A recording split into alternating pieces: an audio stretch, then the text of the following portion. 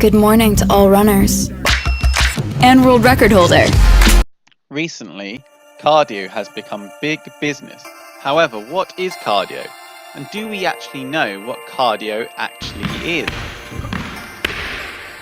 Today we're going to be talking about cardiovascular fitness and why I believe it's probably the most misused term and misunderstood term in the whole of fitness. And it got me thinking, is this really real? You know I'm about it every day. Is this really real? You know, and it's cloudy every day. You know it is.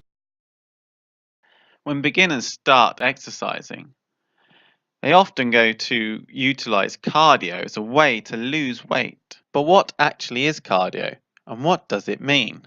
No one knows what it means, but it's provocative. It gets the people going. Cardio, or cardiovascular fitness to give its full term, relates to cardio being the heart and vascular being the blood vessels. So in other words, cardiovascular fitness relates to the ability for the heart and blood vessels to supply nutrients and oxygen to working muscles. To put it simply, cardiovascular fitness is exercise of the heart. I know what you're thinking. How the hell does that relate to burning fat? In order to answer that question, we need to know the two types of fitness, anaerobic and aerobic. Anaerobic is exercise that is working without or with very little oxygen. This relates to strength, power and speed, and the development of fast twitch type 2 muscle fibers. Type 2 are poorly oxygenated, therefore under microscopes they look white and work best in short bursts.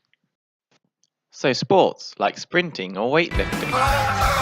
Aerobic fitness is the converse and is working with oxygen. Aerobic fitness requires the greater recruitment of slow twitch type 1 muscle fibers, thusly requiring greater oxygen levels. Still, how does this relate to fat burn? Well, our understanding at the time was that in order to exercise the heart, you needed to do aerobic exercise. It was also discovered that working continuously inside the aerobic zone allowed for greater fat burn. Therefore, cardio became synonymous with fat loss. Oxidization of fat was at its greatest when working between 30 minutes to an hour of slow, continuous exercise. However, during the noughties, a new form of training would arise, one that would challenge what cardio is. Yeah, we are about to throw down a massive hit cardio class. The early noughties saw the introduction of maximal interval training to the mass public. Developed with track and field athletes, during normal interval training you have a long break followed by short periods of intensity. Maximal interval training, or high intensity interval training, or HIIT for short, is where one exercises for long intense bouts followed by short breaks. What was discovered that HIIT was able to potentially burn more calories and fat than steady state cardio in a shorter period of time. And although I would argue differently for the next point I'll make, especially with what modern research states, it could also burn fat and calories for up to an hour after training.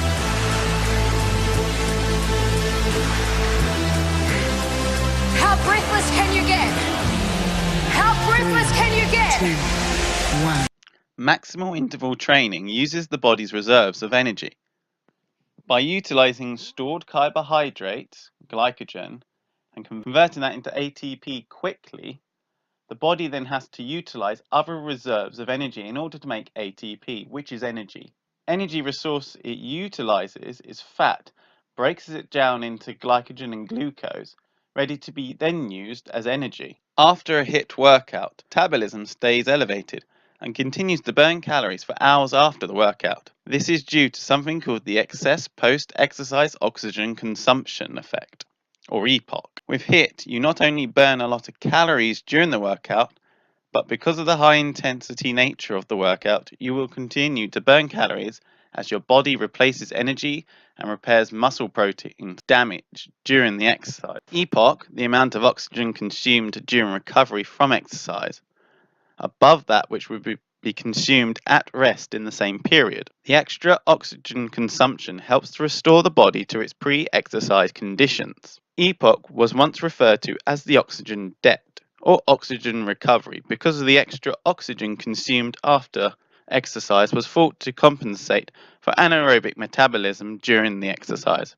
However, it is now thought that the physiological mechanisms responsible for EPOC are complex, involving the combination of several factors. How quickly you recover from the exercise depends on how fit you are and how much exercise of that particular type you have undertaken before. HIIT seemed to defy the conventional logic, as HIIT was mainly anaerobic due to the speed at which the exercises were being performed, and this in theory should oxidize less fat than steady-state cardio. HIIT raised important questions like, what is cardio? Can anaerobic exercise also be cardio? And if so, what are the boundaries of what is or is not cardiovascular exercise? Okay, so I've just done a quick Google search basically. And what I've done on Google, I've taken me 0.28 seconds. And what I found out is a lot of information from personal trainers discussing about cardio confusion, so confusion of terms, people misusing it, people not understanding fully what cardiovascular fitness is. So there's clearly a need or a want to study this, but yet let alone when we look at the journal articles, I can't literally find anything to do with that subject. Now there may be a reason for that. So for instance, no one's ever thought about researching it. Another reason could be that as a scientist, I don't want to particularly publish research or find out understandings about people's understanding of cardio, because it might not necessarily make me stand out as a scientist. The third reason might be the file drawer effect. So people are not willing to publish this research, or they are publishing the research, but it's, for whatever reason, it's not meeting the journal standards. The journal might not think it's worth publishing and therefore gets filed away. And the final reason could be that it takes more than one scientist to discover, more than one scientist to understand this phenomenon and process to be able to come away with a true definition of what cardio actually is.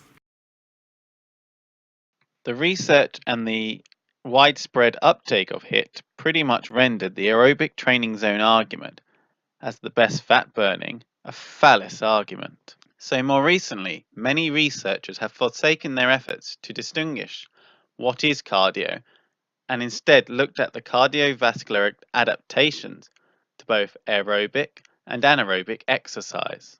Generally, there has been more research done on the general effects of exercise adaptations on the heart and aerobic adaptations, but not much done on anaerobic adaptations. Here are the main differences though.